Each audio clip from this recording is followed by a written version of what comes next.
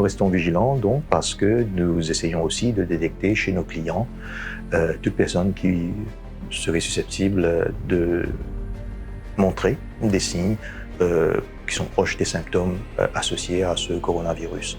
Et nous avons donc nous-mêmes nous sommes imposés le devoir d'alerter les autorités sanitaires dans ce cas de figure. Donc, au niveau de l'industrie hôtelière, bien entendu, c'est une mauvaise nouvelle en quelque sorte parce que donc les annulations de nos voyageurs en provenance de la Chine et d'autres s'accumulent tous les jours. Et c'est dynamique, bien entendu, parce que vous avez, à part des annulations, vous avez également des reports des dates de vacances. Mais tous les jours, donc, nous subissons un peu ces effets d'annulation de dernière minute.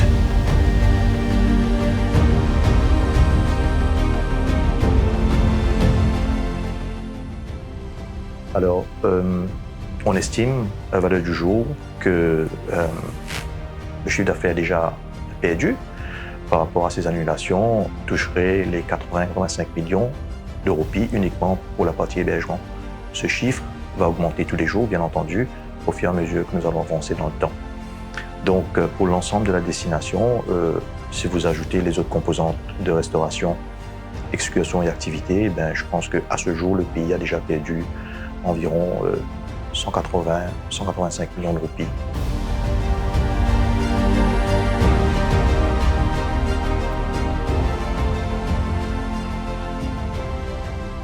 Alors nous, ce qu'on a fait, on a quand même fait une étude pour venir estimer, chiffrer, quantifier un peu l'impact de Covid-19. Donc ce que nous, on a fait, c'est dans un worst case scénario, en assumant qu'il n'y a pas d'arrivée pendant 3 mois jusqu'à 6 mois, on estime qu'on aura un shortfall entre 13 000 et 23 000 touristes chinois. Okay?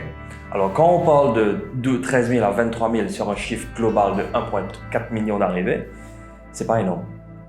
Okay? Donc le marché chinois pèse à peine 3% du marché total.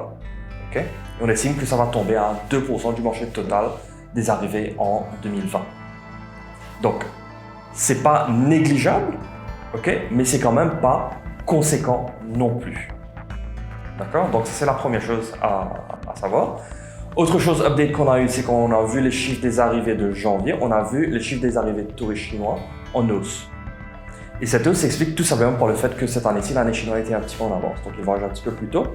Qui veut dire que forcément, notre impact qu'on avait estimé entre 13 000 et 23 000 sera effectivement moins que cela. En sus qu'on était dans un baseline scénario où on s'attendait, l'impact éventuellement sur le PIB lui-même était autour de 0,1, 0,1 à 0,2%. Okay? Donc, allons dire que le baseline growth était de 4%. Donc, ça aurait été une réduction entre 0,1 à 0,2%.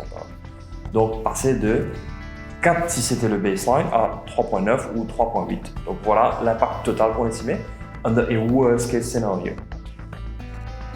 Donc, sachant que les arrivées pour le premier mois de janvier par avion sont assez encourageantes, on a eu à peu près 7 000 arrivées touristiques additionnelles, 16 000 si on inclut les arrivées par bateau, et que la destination chinoise a quand même amélioré. Donc, overall, the impact will be even less than that. Donc, ça, c'est déjà une chose à comprendre. Okay? Donc, comme on a dit, c'était beaucoup plus un worst case scenario. Donc, overall, the impact is expected to be less.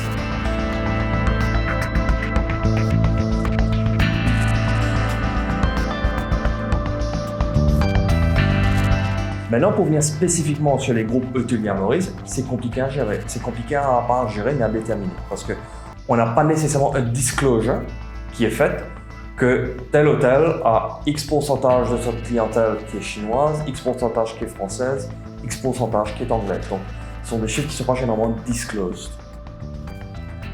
Encore moins par hôtel.